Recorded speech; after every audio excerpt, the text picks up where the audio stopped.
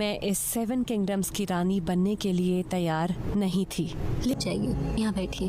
मैं क्या करूं? क्या करूं?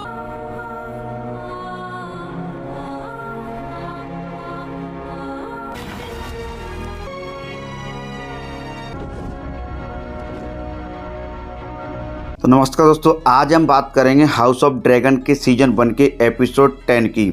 तो दोस्तों, इस एपिसोड की कहानी राजकुमारी रैनेरा व उसके लड़के से होती है, जहां वो एक दूसरे से बातें करते हैं। राजकुमारी रैनेरा बताती है कि जब मैं तुम्हारी उम्र की थी तब मैं भी ऐसा करती थी। फिर वहां सर लॉरेंट आता है और राजकुमारी को बताता है कि रैनिस अपने ड्रैगन के साथ वापस आ चुकी है और वो तुरंत तुमसे मिलना चाहती है। फिर रैनिस रैनेरा व डेमॉन से मिलकर बताती है कि तुम्हारे पिताजी राजा विसेरिस मर चुके हैं और बताती है कि रानी लॉर्ड हाईटावर ने अपने बेटे एमन को राजा बना दिया है।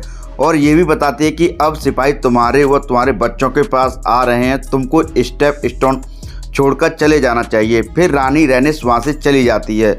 फिर राजकुमारी रैनेरा एक और बच्चे को जन्म देने वाली होती है। रैनेरा के बड़े 2 बच्चे रैनेरा से मिलते हैं, जहाँ रैनेरा उनको बता देती है कि तुम्हारे दादाजी मर चुके हैं। फिर राजकुमारी रैनेरा एक और बच्चे को जन्म देती है, लेकिन वो बच्चा मर चुका होता है। फिर सभी लोग मिलकर उस बच्चे का दाह संस्कार करते हैं। उसके बाद रानी के पास 2 लोग आते हैं ड्रैगन हाउस से।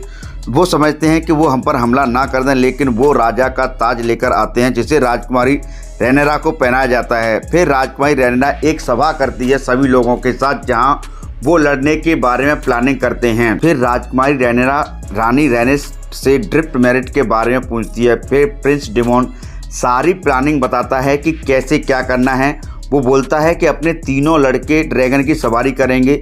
फिर एक जहाज़ में रानी हाईटावर का पिता राजकुमारी रैनेरा के पास आता है एक संदेश देने के लिए। वो रानी रैनेरा को एक संदेश देता है कि प्रिंस अगॉन अब गद्दी पर बैठ चुके हैं और वो आने वाले समय के सबसे बड़े राजा होंगे।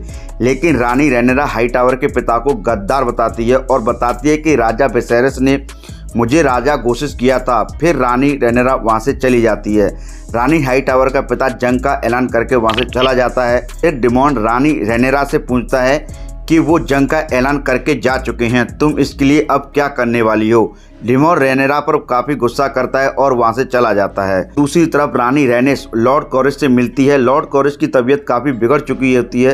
रैनिस लॉर्ड कॉरिस को बताती है कि तुम्हारा भाई मर चुका है और हो सकता है कि अब तुम्हारा पोता राजा ना बने। फिर उधर दूसरी तरफ रानी रैनेरा व उसके साथी जंग की प्लानिंग कर रहे होते हैं कि रानी रैनिस व लॉर्ड कॉरिस वहां पहुंच जाते हैं और वहां लॉर्ड कॉरिस पहुंचकर पूछता है कि तुमने लोगों को सचेत कर दिया है या नहीं, क्योंकि कुछ ही लोग होंगे जो अपने साम्राज्य के लिए लड़ेंगे। फिर लॉर्ड कॉरिस रानी रैनेरा को बता देता है कि मेरी तरफ से पूरा सपोर्ट मिलेगा। फिर रानी रैनेरा बताती है कि ये लड़ाई मेरी तरफ से नहीं होगी, क्योंकि मैंने अपने पिताजी को वादा किया था कि वो साम्राज्य में शांति व एकता बना के रखेगी। फिर सभी लोग जंग की पूरी प्लानिंग कर लेते हैं कि किस तरीके से क्या क्या करना है और कौन क्या करेगा। फिर रानी रैनेरा अपने 2 बच्चों को अलग अलग जगह भेज देती है, जिससे वो विंटरफॉल का भी साथ पा सके जंग में। फिर उसके दोनों बच्चे ड्रैगन से चले जाते हैं और वहीं डेमॉन अपने ड्रैगन के पास जाता है और दूसरी तरफ रैनेरा का एक लड़का प्रिंस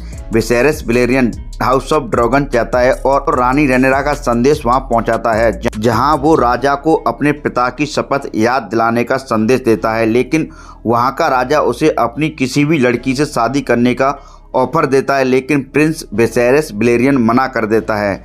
फिर प्रिंस वहां से चला जाता है, लेकिन वहीं रानी हाईटावर का लड़का अपना ड्रैगन लेके उसे मारने उसके पीछे आता है और बाद में प्रिंस विसेरिस वेलेरियन मारा जाता है। तो दोस्तों, इतना ही होता है इस एपिसोड में। अगर आपको वीडियो पसंद आई है तो प्लीज़ इस वीडियो को जैसा लाइक करिएगा, शेयर करिएगा एंड चैनल को सब्सक्राइब जरूर करिएगा।